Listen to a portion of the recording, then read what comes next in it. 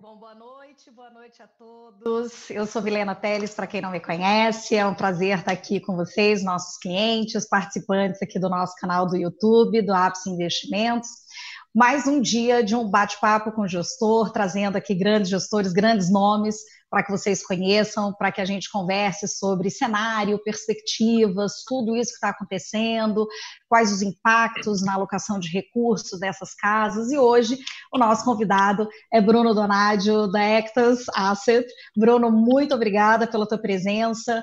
O nosso objetivo é esse, é você traçar aí para a gente, trazer para a gente o que vocês acreditam de cenário, quais são as perspectivas diante de tanta volatilidade.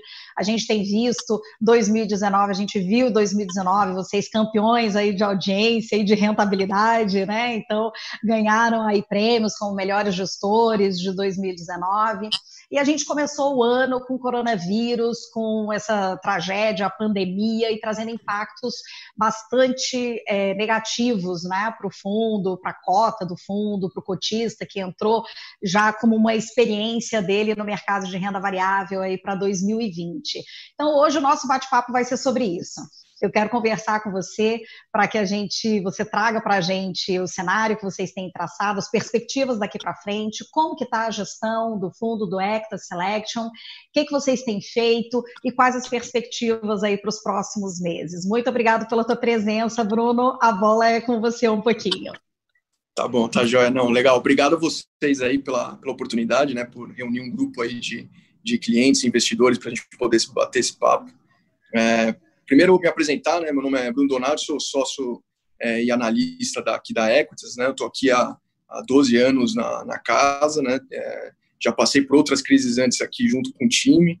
É um time formado por 5 sócios bastante experientes, né? Com mais de década aí de experiência olhando os seus setores, né? O Luiz Felipe, que fundou a gestora, tem 25 anos de mercado, e o fundo tem 11 anos de histórico aí, com track record muito diferenciado, né? Então, acho que é resultado dessa experiência, desse time que assim, aprofunda bastante nos setores que analisa, né?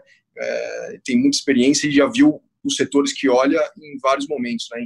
Em várias crises, em vários momentos positivos também, né? Então, acho que isso ajuda bastante, né? Contando um pouco do nosso track record, né? Acho que você comentou que a gente ganhou alguns prêmios, né? Eventualmente, se você faz um bom trabalho, eventualmente você acaba ganhando prêmios de que você foi muito bom em algum ano específico, mas assim, eu acho que o que a gente mais gosta aqui é de olhar no longo prazo, né? Não só um ano. E acho que um estudo de terceiros bem legal, que a gente aqui olha sempre olhando no longo prazo, né? Mas um estudo de terceiros olhando no longo prazo, que a gente gostou bastante, ficou bem feliz de ficar em primeiro lugar, foi um que a Economática fez. Eles pegaram 10 anos aí de 17 fundos de investimentos, que são assim, os fundos que existem nesse período, né, de fundos de investimentos em ações, e olharam em janelas de 3 anos quem foi capaz de bater o índice Bovespa, né, e só 17 fundos, na verdade, conseguiu fazer isso, e a gente foi o melhor fundo nessa análise deles, né. Então, assim, esse tipo de análise é o que deixa a gente mais feliz aqui, né? Porque a gente gosta de olhar no longo prazo, né? Assim, em 11 anos de história do fundo, a gente só empatou com o Ibovespa uma vez, né? Então, e todas as outras vezes a gente ganhou, né? Então, assim, track record realmente bastante diferenciado. Hoje a gente é interessante, Bruno, quando a gente olhando, né, quando a gente vai para os comparativos e carrega o fundo exatamente desde quando ele foi criado, por mais que esse ano tenha sido um ano bem ruim, né, assim, a queda tem sido superior ao do próprio índice do Ibovespa, mas a gente consegue enxergar em todo o histórico dele o quão melhor do que o Ibovespa vocês ainda estão, mesmo com toda a queda desse começo aí de ano pós, né, quarta-feira de cinzas, acredito que tenha sido, que foi o impacto maior aqui para o mercado de renda variável do Brasil, né? E quando você fala track record, ou seja, o histórico, como que está isso, como que foi esse passado, né? Eu queria que você falasse um pouquinho de como vocês sentiram essa queda, esse quarta-feira de cinzas, né, esse efeito do coronavírus, e aí a gente, para você seguir nesse contexto, o que é o longo prazo para o nosso cliente investidor, né, como que ele deve encarar o longo prazo para uma alocação em um fundo de renda variável, e aí a gente segue falando para os nossos clientes. Legal. Até para complementar o ponto que você falou, né, se olhar desde o início do fundo, a gente contra o índice Bovespa, a gente ainda está muito melhor, né? Só para dar um pouco de número, não estou com o número exato agora da última cota, mas a ordem de grandeza a gente está com 18% ao ano desde o início do nosso fundo, enquanto que o Ibovespa é mais ou menos 3%, 4%, né? Então é uma diferença bem grande, né? E o CDI também, acho que, se não me engano, é perto de 10% nesse período, né? Então é uma diferença bem grande mesmo, né? E você comentou como a gente estava, né, na quarta-feira de cinzas, né? A gente estava muito animado, a gente estava bem otimista com bolsa e com o Brasil, né? Acho que a gente estava entrando num círculo virtuoso aí de iniciativa privada ganhando participação no PIB, né, com teto de gastos e reforma da Previdência.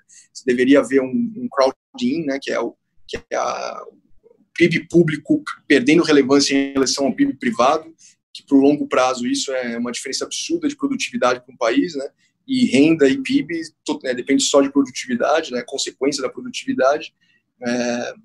Tinha a reforma trabalhista também, foi super importante, a melhora de governança das empresas estatais, privatizações, né? Então, assim, a gente estava com uma agenda a agenda dos sonhos, né? Se imaginar 5 anos atrás que a gente realmente já está cumprindo essa agenda, acho que todo mundo chamaria você de louco, né? Então, assim, a gente estava muito animado. Pegou a gente de surpresa, com certeza. Acho que a dimensão do impacto foi maior do que todo mundo imaginava, né? Acho que não só da potência do vírus, mas como que a sociedade reagiu a ele, né? Então, e o impacto disso na economia é muito relevante, né? Então, hoje o que a gente está vendo, assim, a recuperação depende de quanto tempo isso vai demorar para se normalizar, né? Acho que isso depende de como o vírus vai se comportar, né? Se vai ter uma segunda onda, se não vai ter, né? Tem essa dúvida aí. Então, acho que a recuperação depende dessa velocidade, né? Tem o outro ponto também que depende bastante é a velocidade com que o governo consegue fazer a ajuda chegar na ponta, né? Se demorar muito para chegar na ponta, as empresas acabam sobrevivendo, a gente acaba tendo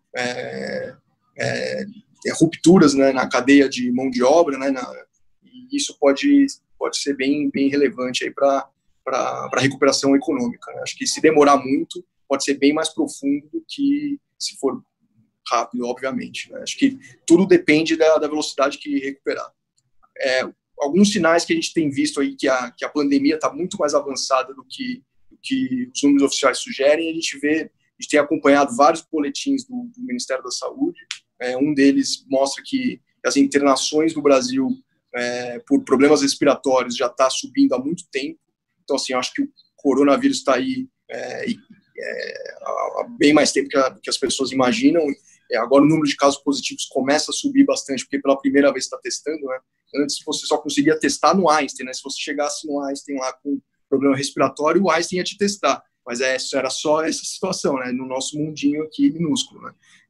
Agora começa a ter testes mais em massa, né? Então acho que esses números que a gente vê subindo aí de casos positivos meio artificial em função do aumento de testes, né? Mas eu acho que tem uma chance boa de o pior, ou a gente está vivendo o pior ou muito perto do pior, né? Então, eu acho que tem uma chance boa de durar, de o pico da pandemia está bem próximo e a gente conseguir recuperar a atividade bem rápido, que, como eu falei no começo, influencia bastante no ritmo de recuperação, né? Esse é o cenário básico, ou seja, é o cenário base que a casa que vocês da Ectas utilizam, uma recuperação em quanto tempo? Já para o final desse ano, vocês enxergam ali para o ano que vem? Hoje saiu a ata do Fed, né? E a ata do Fed já saiu com um comunicado mercado, no pior dos casos, a economia nos Estados Unidos tende a uma recuperação para 2021, no pior cenário, mas vai ficar muito mais para o final do ano. Qual o cenário base hoje da casa? Como que vocês enxergam isso aqui no Brasil e fora do mundo? Assim, o cenário é de muita incerteza, né? Nesses momentos de muita incerteza, é difícil você ter um cenário base e achar que ele é altamente provável, né? Assim, a gente tem um cenário base aqui, mas assim, a chance dele estar errado é enorme, né? Agora, por outro lado, o que está refletindo em preço é um dos piores cenários possíveis, né? Então, assim, por mais que a incerteza esteja grande, o risco de você perder dinheiro hoje é muito baixo, né? Ou no horizonte longo, né? Se você olhar 1, 2 anos para frente, o risco de você perder dinheiro hoje é muito mais baixo do que no começo do ano, no final do ano passado, né? Porque apesar no ano passado, no final do ano passado, você tinha um grau de incerteza abaixo e por isso os preços precificavam um cenário muito positivo, né? Hoje tem muita dúvida, muita incerteza, está todo mundo com muito medo.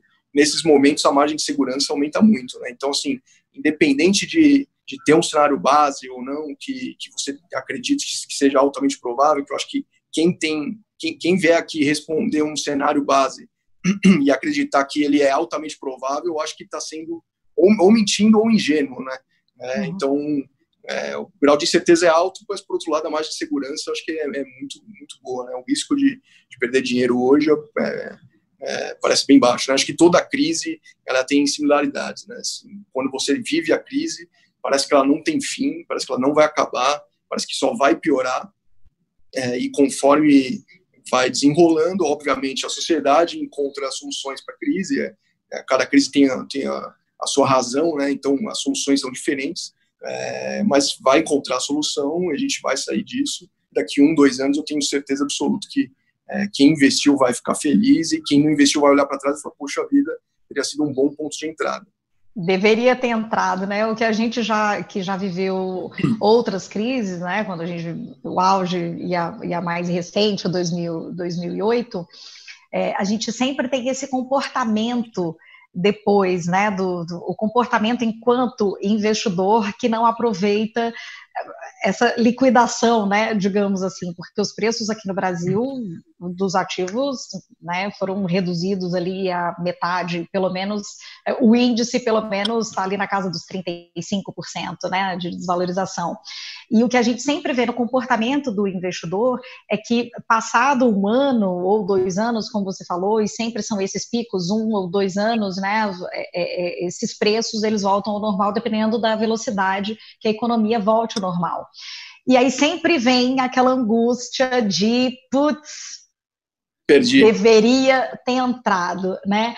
E aí, aproveitando esse gancho teu, Bruno, queria que você falasse um pouquinho como que está essa carteira, né? Como que, se vocês estão alavancados ou não, usam a alavancagem ou não pode, por regulamento, falar aqui para o investidor final. Vocês tiveram que desmontar algumas posições diante de uma redução muito drástica no preço de alguns ativos ou não? Vocês estão comprando mais? Fala um pouquinho para a gente como que está essa dinâmica dentro do fundo, para a gente entender e depois você traçar a perspectiva daqui para frente. Tá, não, legal. Do ponto que você comentou, né, de começar com uma pergunta do meio, hein? Você comentou de você ter que vender porque algum preço, alguma ação caiu demais, né? A gente não trabalha aqui com stop loss, né? Eu acho que quem trabalha com stop loss aquele comportamento de investimento de alta frequência, né?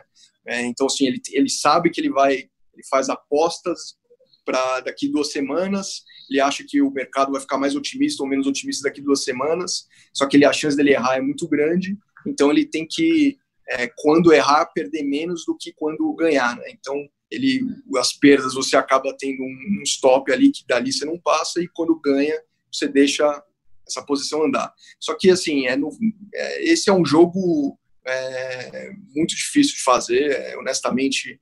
Você querer acertar para onde o mercado vai semana que vem, eu acho que você precisa de uma bola de cristal, assim, o humor do mercado varia demais e é praticamente impossível prever, né? Então, o nosso estilo de gestão aqui é bem diferente, né? Um estilo a gente investe nas ações com um horizonte de 3 a 5 anos. É óbvio que isso não está escrito em pedra, né? Assim, se eventualmente a gente fizer um investimento que a ação dobrar em meses, a gente pode eventualmente resolver vender, né? Antes do tempo. Ou se investir a tese se provar errada, a gente pode desinvestir antes do tempo também. Então, assim, mas voltando ao nosso estilo, né? A gente investe num horizonte de 3 a 5 anos porque a gente acredita que dessa maneira você consegue, mapeando boas empresas, né? Empresas que têm boas marcas, boas vantagens competitivas, boa execução, boa governança, boa estrutura de capital. No longo prazo, você participa da criação de valor dessa empresa, né? Da criação de riqueza que essa empresa traz para os acionistas, né? Ela gera caixa, reinveste o seu caixa em projetos que vão trazer retorno excedente ao custo de capital. Então, assim, acho que desse jeito você consegue realmente investir e ganhar dinheiro no longo prazo, né? Ganhar dinheiro compondo o resultado, né? Aos poucos, compondo o resultado. Então, esse é o nosso estilo. Aí, falar da nossa... Você perguntou de alavancagem, né? A gente pode usar a alavancagem, a gente usa a alavancagem de uma maneira muito mais comedida, eu acho que outros tipos de produtos, né, e outros competidores nossos. Geralmente a gente faz com calls, ou seja, as opções de compra, né, que tem perda limitada, né? Apesar dela te dar uma exposição maior nos ganhos, né, ela tem uma perda limitada. Só que a gente faz isso muito seletivamente, porque, obviamente, né, se você tem essa simetria positiva, né, você ganha mais do que perde, o mercado te cobra um preço por isso, né? Então, assim, não tem almoço grátis, né? Então, se você não dá para você sair comprando call aí, opção de compra à vontade, que vai achar que você sempre vai ganhar dinheiro, né? Na média, você vai perder dinheiro, né? Você gasta mais dinheiro com seguro de carro do que quando dá o utiliza serviço, o seguro, né? Exatamente, na média da sua vida é isso que acontece, né? Então, o mercado é a mesma coisa.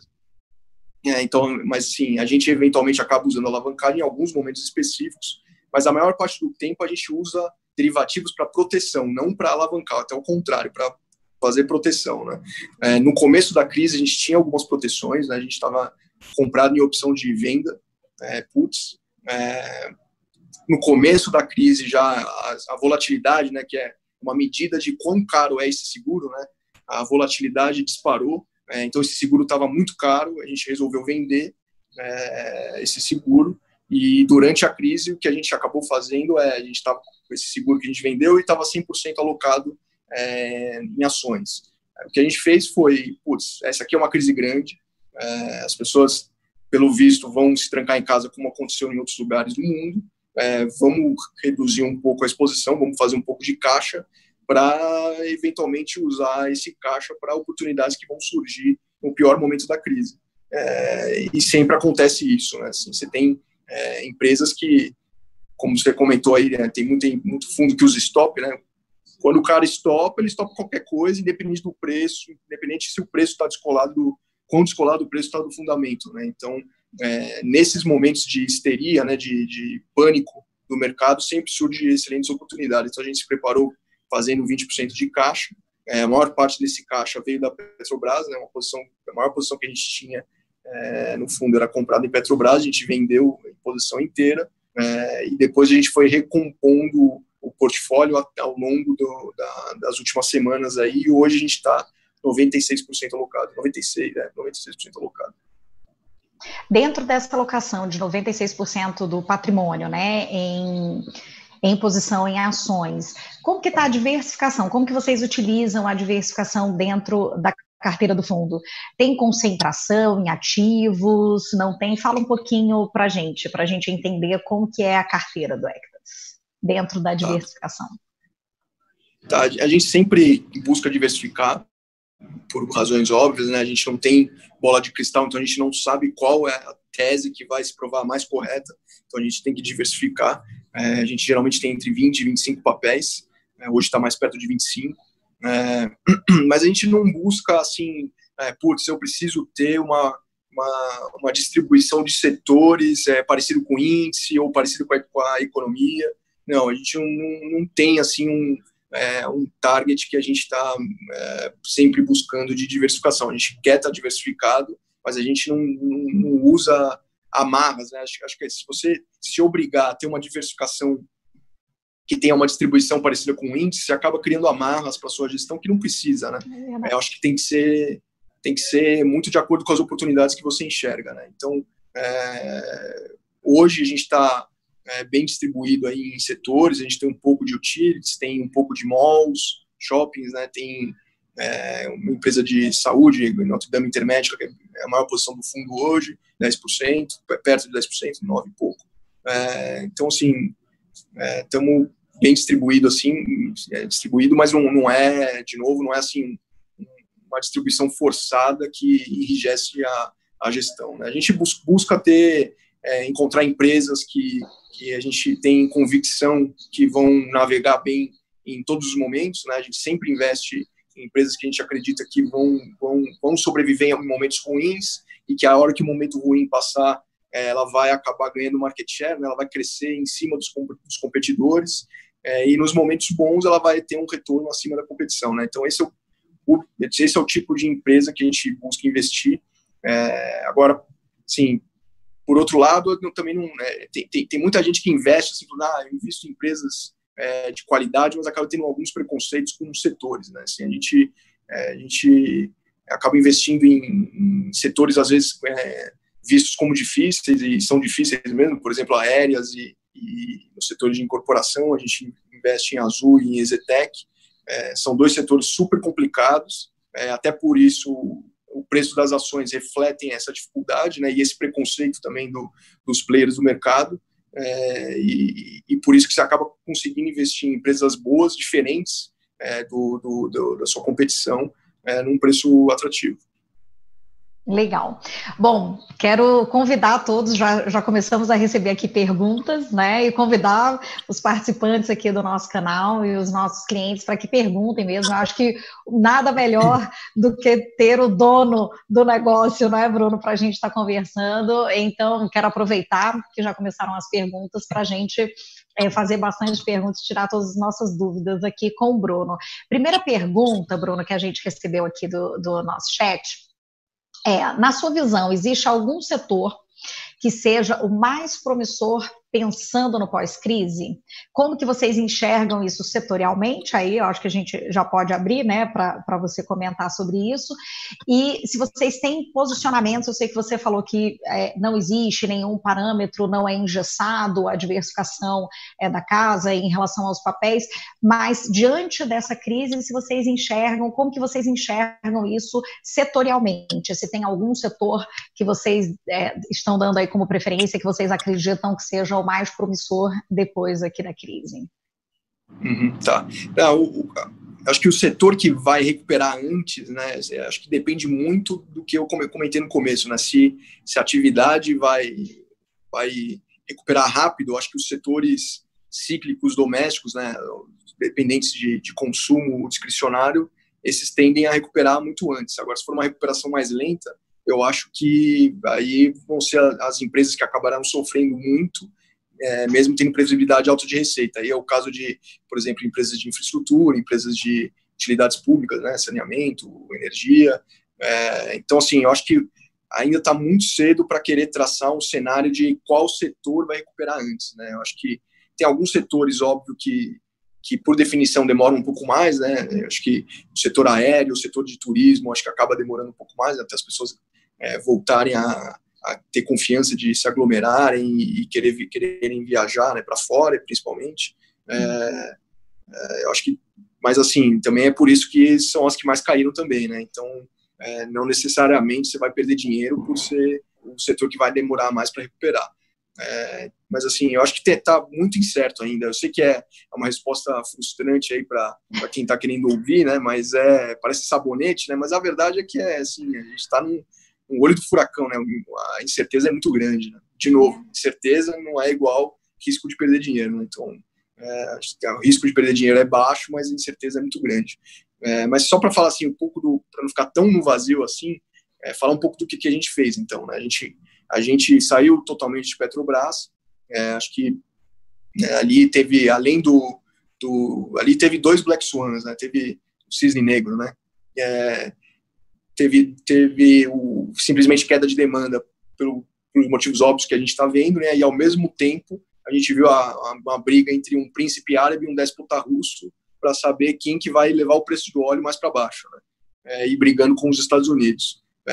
Então, assim, são duas camadas de risco, né? Você já tem o risco normal que todas as empresas estão sofrendo, que é o risco de demanda, e ainda por cima você tem os seus maiores competidores brigando para ver quem leva o preço mais para baixo, né? Então, dado esse grau de incerteza maior aí, parece ser complicado prever que vai ser o outcome, né? O que vai acontecer numa briga de um déspota russo com o príncipe árabe, né? Então, assim, dito isso, a gente resolveu reduzir, zerar a Petrobras, né? Até acho que, assim, é insustentável essa briga, né?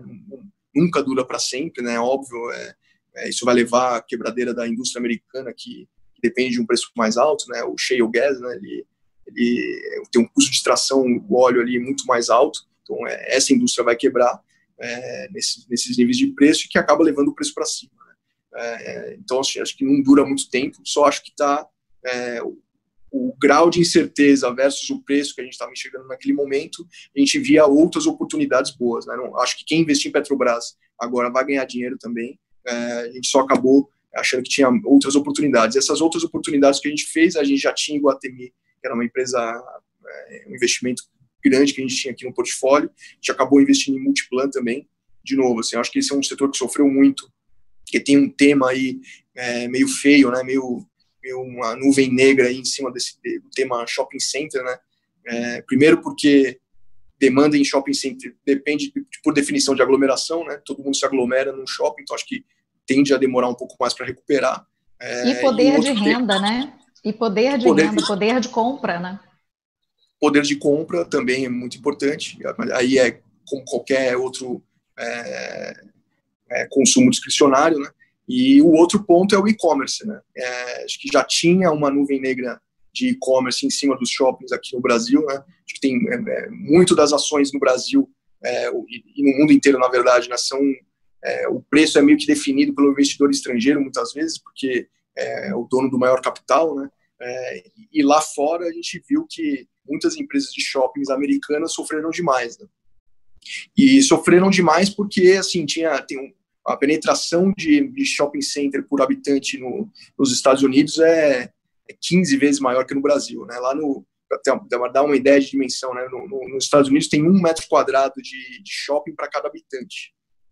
Aqui em São Paulo, isso em São Paulo é 1 metro quadrado para cada 10 habitantes. Então, assim, é outro nível de penetração, né? Então, por isso, quando o e-commerce chega, ele chega numa indústria que lá era muito maior, né, muito mais penetrada, e por isso tinha mais vulnerabilidade, né? Então, os shoppings que sofreram lá foram os shoppings de conveniência, né? Aqueles shoppings que ficam no flanco da cidade, né, no subúrbio da cidade.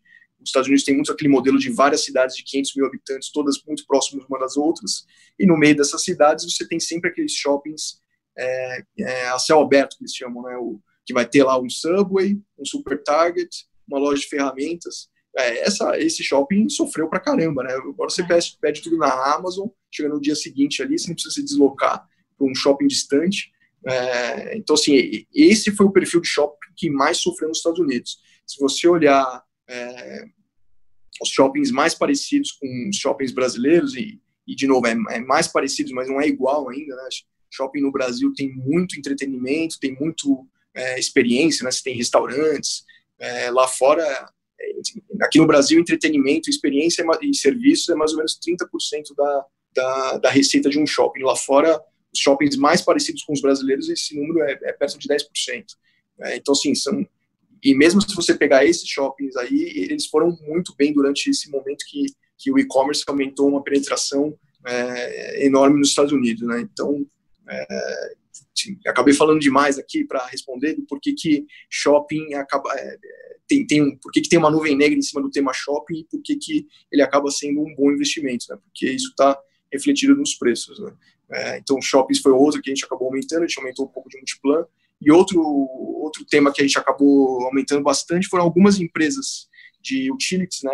Principalmente Equatorial aí, né? Uma empresa de distribuição de energia, acabou sofrendo demais, caiu 50%, sendo que, perto disso, sendo que é uma empresa com uma previsibilidade de receita enorme. Acho que tem alguns riscos aí de marco regulatório, né, o que vai acontecer, o que as autoridades vão fazer, o que a agência reguladora vai fazer para tentar minimizar os problemas que tem entre as distribuidoras e as geradoras, mas eu acho que isso vai ser totalmente superável. Eu acho que isso é um legado da Dilma, né? Acho que fazer besteira em agências reguladoras deu no que deu, na crise energética que a gente viu no Dilma 2, né? Acho que isso a gente aprendeu, acho que agora a gente vai encontrar uma solução que vai ser bom para todo mundo. E é bem fácil de resolver, né? Você acaba, eventualmente, quem é perdedor nesse momento, porque está mais comprada energia do que vai ser consumida, você acaba reequilibrando na vida do contrato de concessão, né? Então é bem simples de resolver, acabou sofrendo junto com um monte de, tanto quanto outras empresas cíclicas, sendo que tem uma previsibilidade de receita enorme. Então essa foi uma outra empresa que a gente acabou usando grande parte do caixa aí. Maravilha.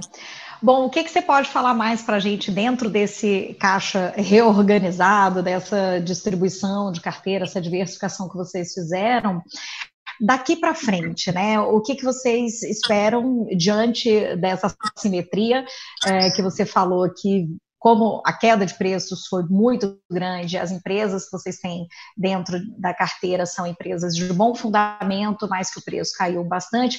O que vocês esperam agora para os próximos movimentos aí, de acordo com o que o Ministério da Economia já tem falado, o Banco Central já tem falado, todos os ativos que estão em campo, né, de governo para a atividade real, para a economia real. Então, tudo que já foi posto, tudo que já foi falado e o que está sendo tratado através das PECs e de emendas constitucionais, como que vocês acreditam, na Ectas, que isso vai desenrolar aí? Vamos falar um pouquinho de curto prazo, apesar das incertezas, né? Mas, diante de tudo que já foi posto pelo governo para a economia real, como que vocês esperam aí no curto prazo que haja ainda esse mesmo nível de volatilidade, ou vocês esperam que essa volatilidade, o auge da volatilidade já passou? Me fala um pouquinho mais do que vocês esperam para os próximos meses. Tá. Eu vou acabar dando uma opinião aqui, mas assim, com a ciência de que eu posso queimar a língua muito rapidamente, né? Eu posso queimar a língua amanhã. Então, com esse disclaimer aí, eu vou acabar dando minha opinião, né? Assim, eu acho que tem uma chance boa, bem grande, do pior ter passado. Eu acho que a volatilidade tende a cair nas próximas semanas, eventualmente mês. Por outro lado, quando a volatilidade cai, é porque o mercado já conseguiu traçar qual é o cenário mais provável, e aí, nesses momentos, a grande maioria das vezes, a bolsa acaba subindo bem, né? Então, acho que esperar a volatilidade cair para investir não acho que não é a decisão mais correta. O que eu acho que vai acontecer é que, assim, o governo mostrou um pacote enorme. No começo bateu bastante cabeça de como que vai ser a execução disso, né, porque é um desafio enorme, né, você querer distribuir um cheque de R$600 por 3 meses para 30 milhões de brasileiros, assim, não é simples, né? Como é que você faz isso, né? Como que você decide quem é elegível, quem não é? Então, assim, é complicada a execução, mas eu acho que em algum momento isso vai acabar saindo, o formato, né? Acho que já está se desenhando aí o formato. Você vai ter um cadastro aberto para todo mundo se cadastra. Primeiro você é benevolente e depois você corta, né? Eventualmente quem não for que não deveria estar recebendo, né? Então, assim, o que eu acho que vai acontecer no fim das contas é que a pandemia vai começar a ficar claro em algum momento que o pior já passou. Os leitos de UTI estão ociosos, não teve nenhum caso de ruptura muito grande, de grandes estresses no sistema de saúde brasileiro, e ao mesmo tempo você tem o governo injetando aí 10% do PIB em estímulo, né? Então, seja em fiscal ou parafiscal, com o Banco Central também super dovish, né? Sinalizando quedas de juros, né? Então, no fim do dia, o que eu acho que vai acontecer, se realmente se comprovar que a gente acaba rápido esse lockdown e o dinheiro chega rápido na ponta do governo, eu acho que a gente tem uma chance boa de ver uma recuperação razoavelmente rápida e acabar se surpreendendo. Mas, de novo, assim, é um cenário bastante incerto, né? E, assim, o ponto do governo distribuir dinheiro não é de graça isso, né? Acho que a gente vai pagar essa conta no final do ciclo, né? Enquanto, se realmente a atividade voltar a subir, eu acho que vai voltar a subir, né? Principalmente do ponto do ciclo que a gente estava, né? Como eu comentei, no começo do ano a gente estava bastante animado, né? A gente tem um hiato enorme aí de mão de obra, a gente tem um hiato de infraestrutura, isso é impressionante, assim, nunca o Brasil teve sobre oferta de infraestrutura, né? Óbvio que tem vários problemas, mas a gente já teve PIB 10 pontos percentuais acima do que está hoje, com a mesma infraestrutura que está aí. Então, assim, a gente tem um hiato em todos os lugares, a gente tem juros baixos, a gente tem os bancos desalavancados. Eu acho que, assim, se não for longo o suficiente para transformar a crise atual numa crise de crédito, ou seja, ter um default generalizado e isso acabar desaguando nos bancos, se não for longo a esse ponto, eu acho que tem uma chance boa de ter uma recuperação que surpreenda positivamente. Entendi. E aí eu vou pegar o teu gancho, Bruno, de falar o seguinte, uma coisa que eu acho muito importante, que todo mundo, enquanto decisão de investir, a maior parte dos brasileiros, de nós brasileiros, como somos muito novos, né, no mercado financeiro, sobretudo no mercado de risco, a gente sempre espera o mercado já atingir certos padrões para que a gente olhe o mercado, né? E como você falou, na verdade, o mercado financeiro ele sempre antecipa a movimentação, né? Então, a gente, né? A gente também acredita que o grau de incerteza é muito grande, a volatilidade ela vai permanecer nos próximos meses, mas aquela volatilidade de pânico, né, realmente pode já ter ficado ali para o mês de março, que foi o mês onde a gente viu tudo derreter, né? Isso a gente fala do tesouro direto até o mercado de renda variável, até o mercado de ações, né? Então, o mês de março, tudo derreteu praticamente, o tesouro ficou fechado, não deu liquidez para quem compra tesouro, então isso nunca tinha acontecido no Brasil. Então, a gente também acredita que essa volatilidade ela vai se manter, mas em níveis muito menores. Eu queria conversar um pouquinho com você exatamente sobre isso. Quando o mercado ele antecipa muito, como você falaria para o investidor, qual a dimensão dele de falar assim, eu deixei tudo acontecer e depois que eu entrei e se arrepender depois, né? E como que seria um parâmetro diante de tudo que tem acontecido? A gente normalmente recomenda que as inserções, né, do investidor para o risco sejam feitas paulatinamente, né?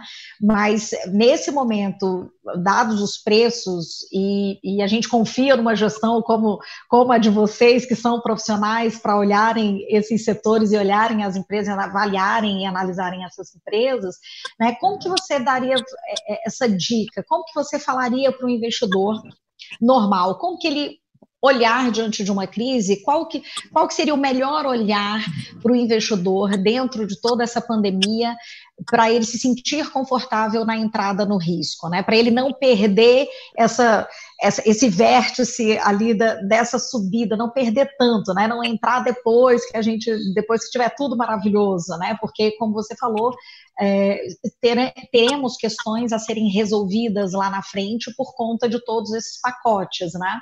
Então, que conselho? Como que você falaria isso para o nosso cliente investidor? Assim, olha, investir quando você está muito confortável, sempre você vai pagar mais caro, né? Não necessariamente você vai deixar de ganhar dinheiro, mas sempre vai pagar mais caro, né? Por definição, né? Acho que o mercado sempre fica com uma margem de segurança muito maior nos momentos de pânico, né? Que é o momento que a gente está vivendo mais ou menos agora, né? Eu concordo com o que você falou no começo, né? Eu acho que quem tem disposição para ter mais exposição em equities, eu acho que tem que fazer isso paulatinamente, tem que fazer de repente acelerar, se você já tinha um programa de aportes, de repente acelerar mais agora, e aportar o dobro, não sei, depende muito do perfil de cada um, né? Aí eu acho até que aí vocês conseguem ajudar muito bem o cliente de vocês, né? Entendendo o perfil deles, mas eu acho que é isso, tem que ir paulatino, quem tiver estômago, quem tiver disposição para ter mais exposição em equities, eu acho que tem que acelerar um pouco o programa agora. Se esperar a volatilidade cair, vai pagar um preço mais caro, assim, por definição.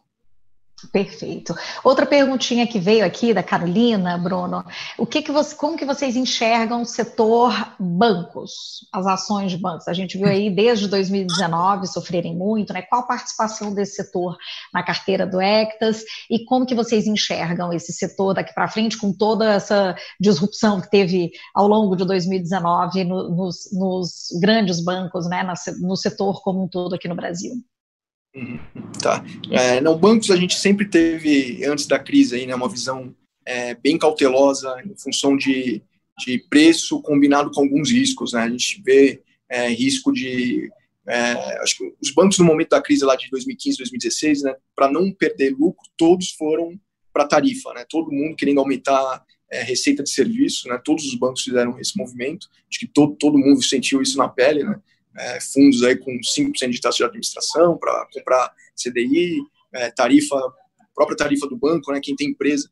Acho que a maioria dos clientes aí tem, na pessoa física é livre de tarifa, mas quem for empresário aí sabe que na pessoa jurídica as tarifas subiram muito durante a crise de 2015, 2016, né, e começou a surgir competição das fintechs. Né, por mais que não tinha nenhuma fintech assim, com uma visibilidade clara de que estava fazendo, essa aqui vai ser vencedora e realmente vai ganhar um market share enorme dos bancos, todas elas estavam meio que beliscando um pouquinho, né? Então, assim, a analogia que eu gosto de fazer é que os bancões eram um urso gigante no meio de um enxame de abelha, né?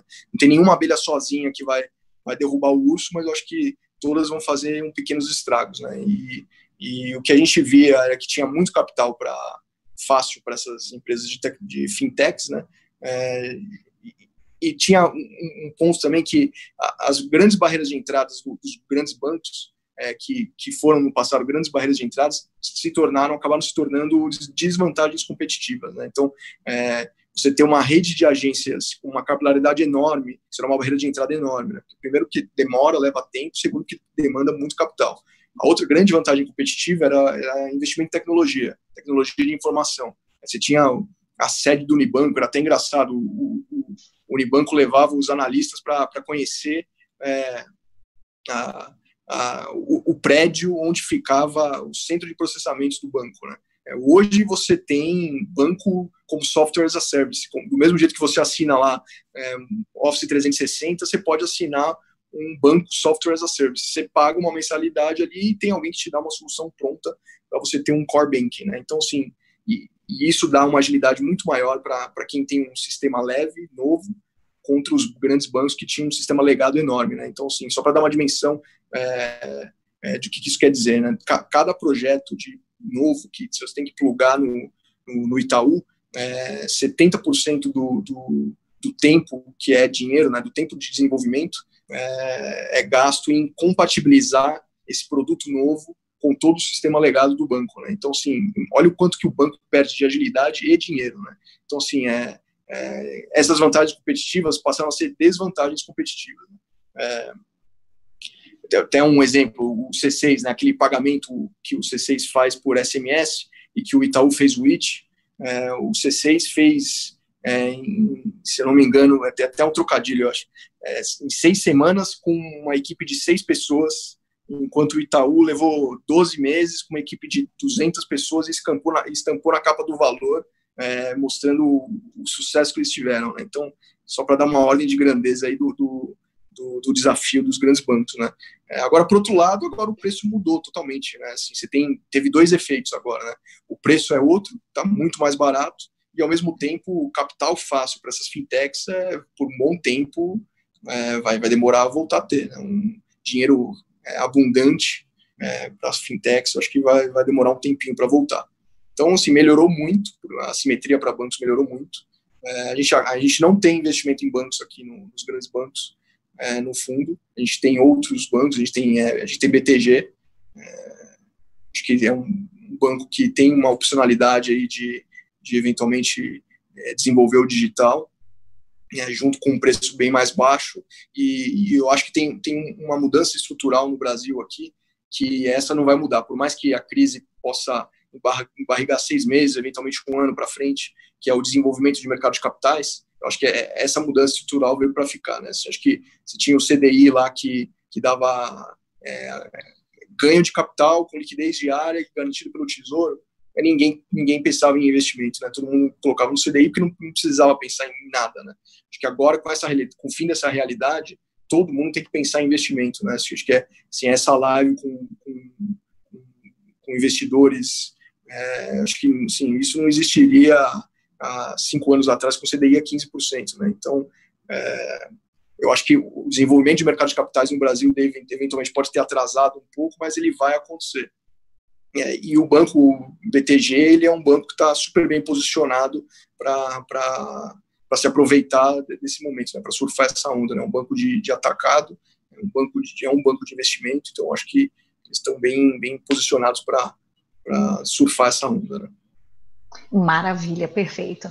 Temos algumas perguntinhas a mais, Bruno, aqui. O Matheus, ele está perguntando se no fundo, se no Active Selection, se vocês podem ter exposição em ouro, dólar, e outra pergunta da Ana se vocês podem fazer exposição fora do Brasil. Tá, a gente tem liberdade para investir em câmbio, em juros, mas a gente nunca fez isso.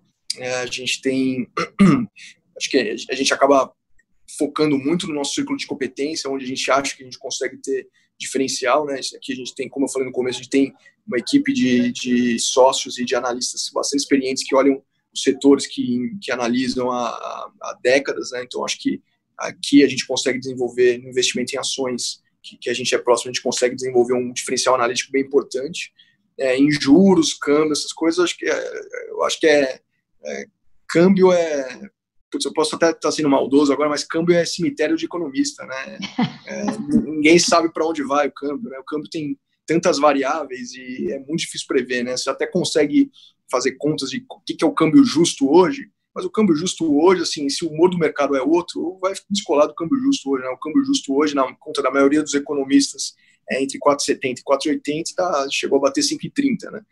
Então, assim, eu acho que não é nossa praia, eu acho que é um exercício bem difícil, então a gente acaba focando bastante em ações. Agora, investimento em ações fora do Brasil, a gente também tem liberdade, a gente já chegou a investir no passado, hoje a gente não tem nada, a gente acaba olhando muitas empresas de fora, justamente para ter referências para as nossas aqui, né? Então, por exemplo, a gente investe em Magazine Luiza, a gente olha o Mercado Livre, a gente olha a Meli, a gente chegou a olhar a Meli para não só como competidor da Magazine Luiza, mas também como um candidato a investimento aqui no fundo, né?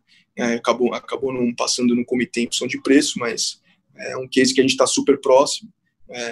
Os shoppings lá de fora, os shoppings americanos, de novo, assim, o tema e-commerce é super complicado, super difícil de saber o impacto nos shoppings. Vamos estudar lá nos Estados Unidos o que aconteceu nos últimos 10 anos, que foi justamente a economia que mais teve aumento de penetração de e-commerce nesse período, né? Economia com dados, né? Teve a China também, mas a China é muito difícil ter dados de lá, né? E também é uma cultura bem diferente, né? Então, assim, a gente sempre olha, mas hoje a gente não tem nada, a gente já investiu em empresas fora, mas muito pouco, e hoje acho que tem bastante oportunidade no Brasil, acho que não precisa querer se aventurar a investir fora nesse momento, não. Maravilha. Dentro da simetria de risco-retorno, vocês preferem alocação 100% no Brasil? A gente está, dada a simetria de risco-retorno que você comentou, mais o nosso círculo de competência, a gente prefere investir aqui nesse momento, com certeza. Maravilha. Eu acho que tem uma pergunta aqui que a gente vai fazer dobradinha nessa pergunta. A Rosângela pergunta que, para um investidor de perfil moderado, qual seria a sugestão para aplicação hoje, né? Então, eu vou falar um pouquinho e você entra na parte de renda variável também, Bruno, a gente vai fazer aqui uma dobradinha, né? Eu acho até que é melhor você responder aí, que eu acho que você vai conseguir mandar melhor. Não é? Vamos lá, complemente depois.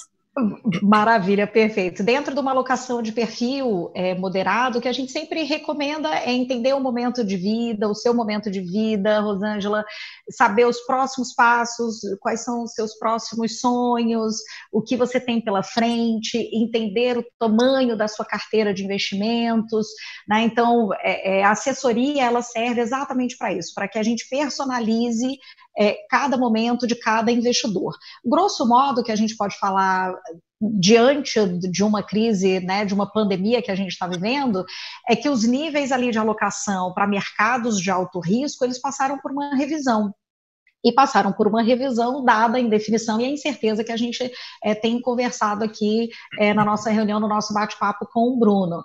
Então, hoje a gente tem uma concentração mais em alocações dentro de pós-fixado multimercado e diminuímos um pouco o que é a recomendação de renda variável, mas essa diminuição, ela saiu ali de 22% para 16%, até pelo deságio mesmo do preço dos ativos na carteira dos clientes.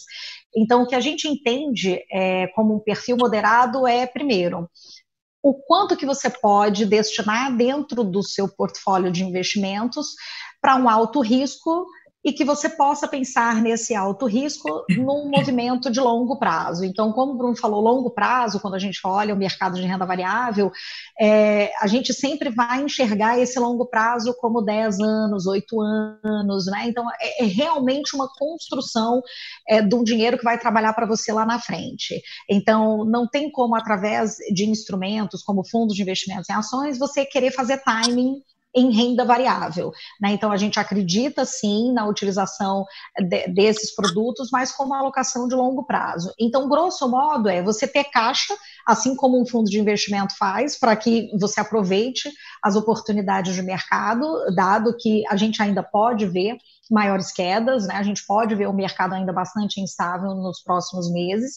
A gente entende que veículos como multimercados, dentro de uma diversificação de carteira, ele vai diversificar o risco para você, então você não vai ter nem uma concentração maior em inflação, nem em juros, nem em renda variável, então por isso a gente utiliza os veículos fundos de multimercado, fundos de ações dentro da alocação de carteira de longo prazo e alguma coisa de internacional também que a gente faz de produtos estruturados.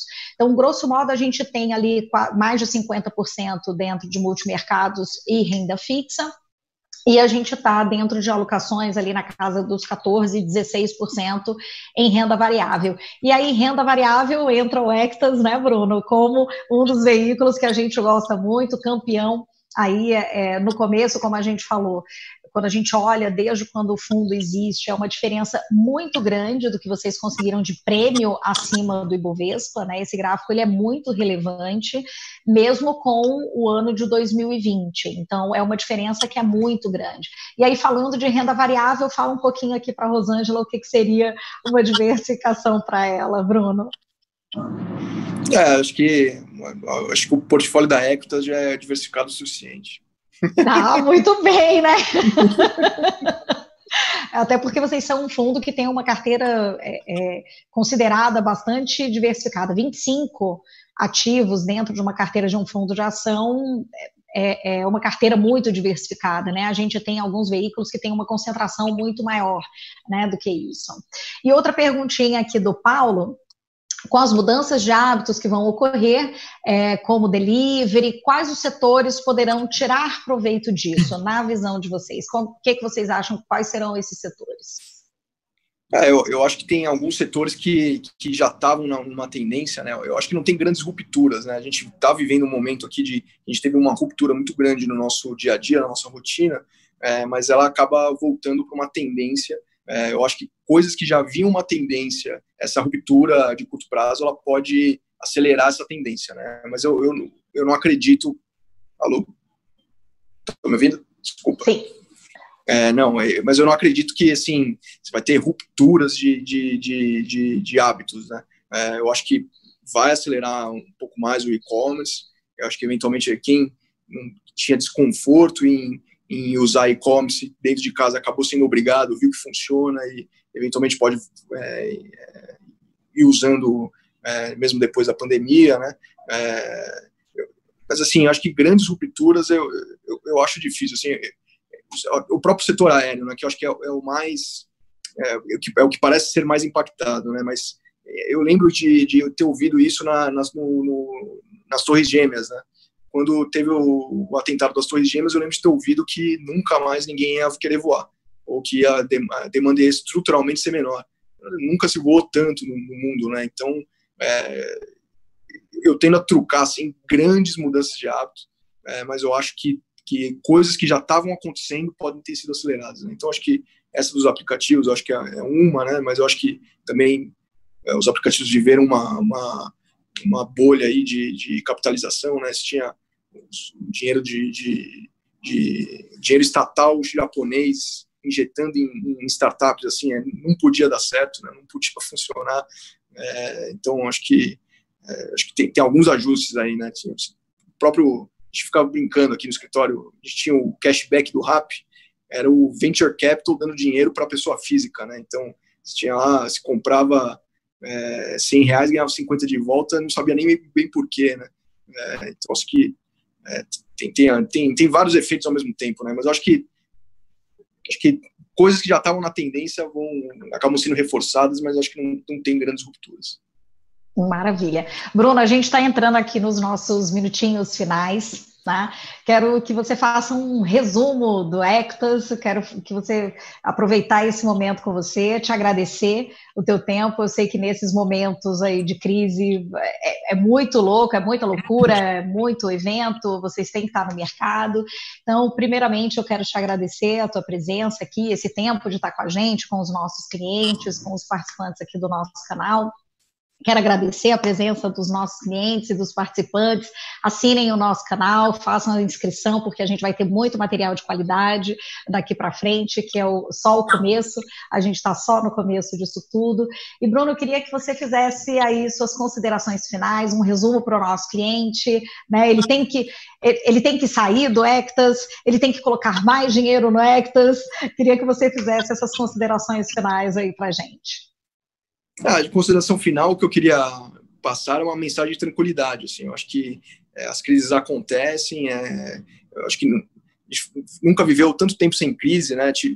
Global, né? Óbvio que a gente teve aqui no Brasil 15, 16, mas foi bem específico aqui, né? Acho que em termos globais a gente nunca ficou tanto tempo sem crise, mas é normal, elas acontecem. No meio da crise sempre dá uma sensação de desespero, mas elas passam.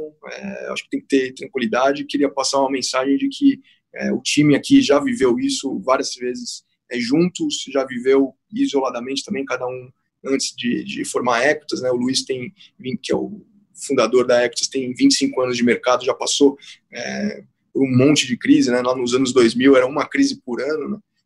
Então, queria passar uma mensagem de tranquilidade, que esses momentos são desconfortáveis, mas eles vão passar, né? Então, acho que é isso. E queria agradecer também. Quem está sublocado em renda variável pode aproveitar o Ectas. Eu acho que tem que aproveitar. É hora de... Se você está abaixo da alocação do teu perfil, acho que você tem que aproveitar. De novo, não é para tentar ser herói e querer cravar ali aquele low do mercado. Eu acho que tem que fazer espalhado aí nas semanas e meses. Mas eu acho que tem que ir para o máximo da alocação que o teu perfil permite. E queria agradecer vocês a oportunidade. Eu queria deixar as portas abertas aí para a gente fazer mais calls, eventualmente, se quiser fazer calls de atualização, quando tiver alguma clareza maior do cenário, ter uma disposição. E queria também pedir que vocês acessem nosso site, nosso Instagram, tem bastante conteúdo lá. Eu acho que é bem legal, acho que pode ser bem útil para quem quiser dar uma olhada. Maravilha. Bruno, te agradeço demais a presença novamente, agradeço muito a presença de você, nosso cliente, nossos participantes, e dá um recadinho que amanhã a gente vai ter o nosso bate-papo com a estrutura nossa da XP Private, da Estados Unidos, né, do US. Então, amanhã a gente vai estar com o César Florido e com o Rodolfo Bastos. Aguardo todos vocês amanhã, a gente vai conversar sobre esse cenário, mercado norte-americano, a gente vai trazer novidades aqui para os nossos clientes, para os participantes do canal. Vai ser um bate-papo também muito interessante e vale a pena conferir. Bruno, muito obrigada pela tua participação. Nossos clientes e participantes convidados, muito obrigada pela participação de todos vocês. A gente fica por aqui. Uma boa noite. Valeu, pessoal. Obrigado. Boa noite. Tchau, tchau.